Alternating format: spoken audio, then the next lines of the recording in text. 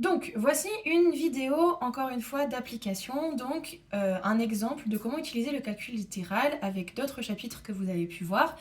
Moi, j'ai décidé de lier les pourcentages au calcul littéral. Je pense que c'est quelque chose qui se fait de manière assez récurrente, mais ça peut un peu vous perturber parce qu'il y a plusieurs étapes, donc je vais toutes les faire dans cette vidéo. Alors, un article coûte 15 € au départ, il est soldé de X%, donner son prix final en fonction de X. Alors, vous devez répéter toutes les étapes que vous feriez avec une réduction classique, si c'était un nombre, sauf que à la place du pourcentage de réduction, vous allez écrire X. Mais sinon, c'est exactement le même raisonnement, exactement la même logique. Alors, comme je vous avais présenté dans la vidéo, donc j'ai fait une vidéo sur la proportionnalité quelque part sur ma chaîne, vous pouvez aller voir. Je vais commencer par vous présenter ça avec une petite équivalence. 15 €, c'est 100% du prix. 15 €, c'est 100% du prix. Il y avait deux façons de faire pour faire le calcul, je vais faire les deux dans cette vidéo. Soit vous calculez d'abord le prix de la réduction, c'est-à-dire imaginez il y a une réduction de 20%, ce que vous auriez fait, c'est que vous auriez mis 20% ici, vous calculez à quel prix ça correspond, et à la fin vous me faites 15 moins ce prix. Exactement le même principe. Cette fois-ci, la réduction c'est X. On va faire un joli produit en croix, X fois 15 sur 100, ou 15 fois X sur 100. C'est logique, c'est aussi ce qu'on fait quand on fait les fractions. Si vous avez fait les proportions, vous savez que la fraction d'un nombre, c'est la fraction fois ce nombre.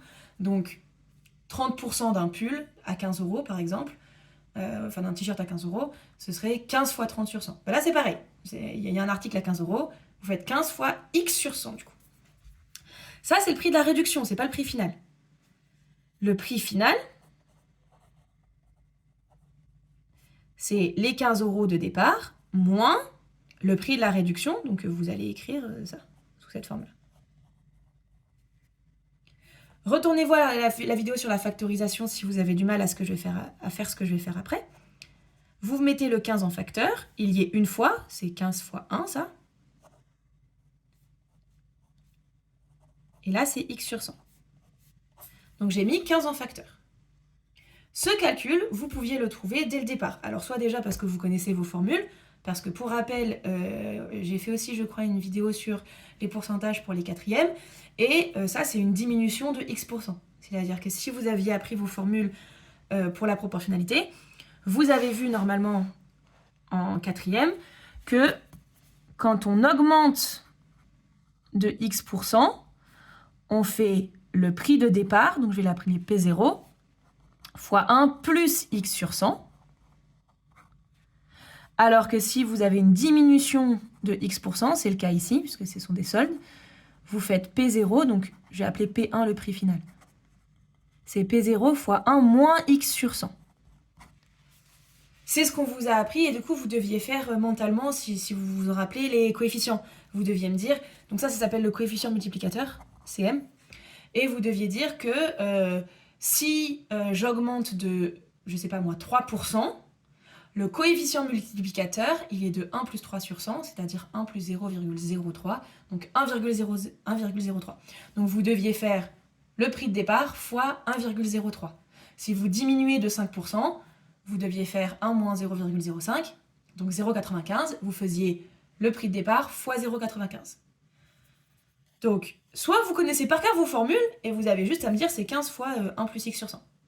Ou 15 fois 1 moins x sur 100. C'est cette formule-là pour nous, puisque c'est une solde.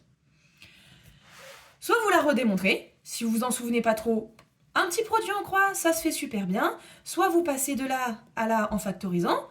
Soit dernière méthode, si je connais pas mon cours et que je vais aller un peu plus vite, il y a une autre façon de faire. Cette autre façon de faire, je vais la faire ici. Le début c'est le même, 15 €, c'est toujours 100% du prix de départ. Ça bouge pas. Par contre ici, je vais écrire directement ce que je compte payer. Moi, ce que je compte payer, c'est ce qui reste. Donc c'est 100 moins X %. C'est-à-dire que, si vous faites avec des nombres, si vous avez un pull qui est soldé à moins 20%, le pourcentage que vous allez effectivement payer, c'est 80% du coup. il y a 20% que vous gardez dans votre poche et 80% que vous donnez à la caisse. Donc, c'est exactement le même calcul. Pour obtenir ce 80, j'ai fait 100 moins 20. Bah, pour obtenir le pourcentage que je vais payer, je fais 100 moins X. X, c'est le pourcentage de réduction. Au lieu d'obtenir ici le prix de la réduction, je vais obtenir directement le produit final. C'est-à-dire que je vais faire 15 fois 100 moins X sur 100. Donc, le prix final, c'est 15 fois 100 moins X. Alors, le tout sur 100, moi je vais mettre juste le sur 100 ici, mais on est bien d'accord, c'est la même chose puisque 15, il appartient à... C'est un numérateur entre guillemets, c'est comme s'il était sur 1. Donc c'est la même chose. Je le présente comme ça pour que vous voyez bien ce qui va se passer. 15, je vais placer là, 100 sur 100, ça fait 1, et X sur 100. Voilà. On retombe sur cette formule, ou la formule qu'on avait écrite ici. Voilà, donc vous avez plein de façons de faire ce calcul.